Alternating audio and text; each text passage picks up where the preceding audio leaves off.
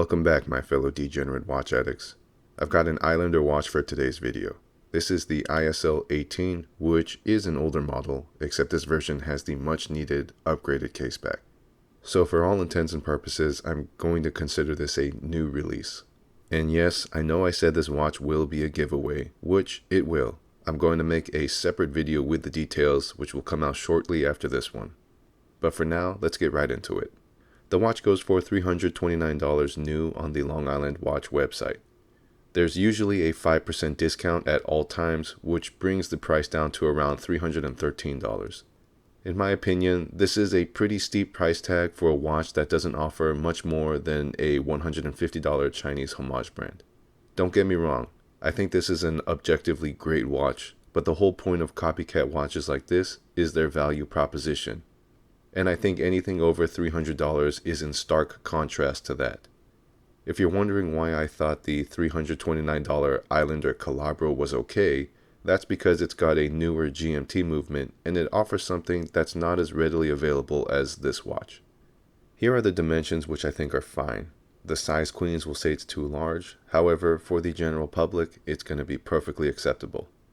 There's no denying that on paper it's a chunky little thing, but if you're familiar with the SKX, then this one should feel fairly similar. The movement is the beloved NH36, and that gives you 41 hours of day-to-day reliable accuracy. To me, the NH movements have always been the epitome of budget workhorse movements, and this is where I am conflicted with the price. Not to toot my own horn, but I have been approached by watch manufacturers to sell homage watches through my channel. It's just the way things go. Your channel gets to a certain size, and companies will reach out to you like cockroaches to scraps.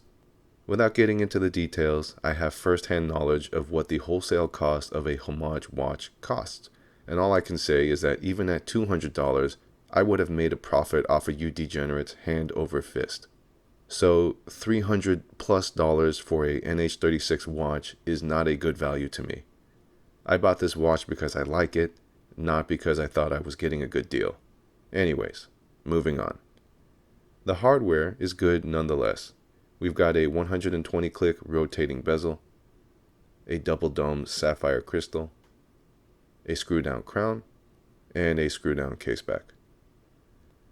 The watch also has a claimed water resistance of 200 meters. Here's the Lumeshot. I really like the execution here. The green glow is classic, long-lasting, and the dome sapphire creates a cool reflective effect on the outer edge. The bezel is okay. The coined edge works great and it's easy to grab. The bezel rotates smoothly and everything lines up. The overall feel of the action is a bit hollow and not anything that will blow you away, but I think it's in keeping with this tier of watches. It's the embossed ceramic bezel insert that makes this watch so cool. Undeniably inspired by a Yachtmaster, it's got an aesthetic appeal that lures you in. I think if you really like the SKX style, but want something with a little more pizzazz, this watch just might scratch that itch for you. The dial is beautifully done. I love sunray dials, and the ISL18 is a perfect example of why. The way it reflects light is beautiful and looks really sharp. The classic dive indices remain professionally grounded in the diver style. So we have a watch that is a little bit serious and a little bit playful, which is going to resonate with most degenerate watch addicts. Moving on to the crown, it's signed, which I like. Always great to see some brand-specific character injected into a watch. As a screw-down crown, the threading is fine and operates smoothly. I will say that the crown guards were a bit overly aggressive for me and slightly hindered access to the crown. Not a big deal at all, but you will notice it. It's still very easy to use, but apparent enough for me to make a mental note of it.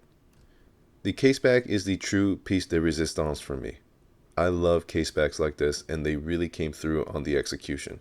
Like I said earlier, brand-specific character is great to see, and a huge part of why we steer towards certain watches, so I think they did a great job of providing that here.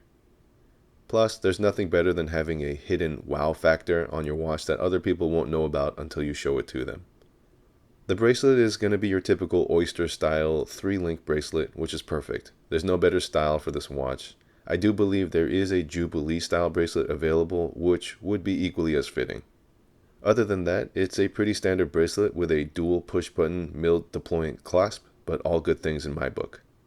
Overall, I think it's a solid watch. Objectively, there's really nothing I can fault it with. I'd say my biggest gripe is with the bezel action and crown guards, but those issues are purely subjective and are in no way indicative of a poor performing watch. In person, it's quite handsome. The fit and finish are clean and eye-catching. I know for myself, every time I saw a picture of one, I'd stop and look at it again. It's a good watch, but like I said before, I don't think it's a good value watch. If you like how it looks and you're a fan of the Islander company and all that they stand for, then you're gonna enjoy it. Regardless, opinions are simply that, opinions. As we all know, if you can afford it and you like it, then don't let anyone else tarnish your wrist-wearing experience. That's all I have for now. If you made it this far, a like and subscribe is appreciated.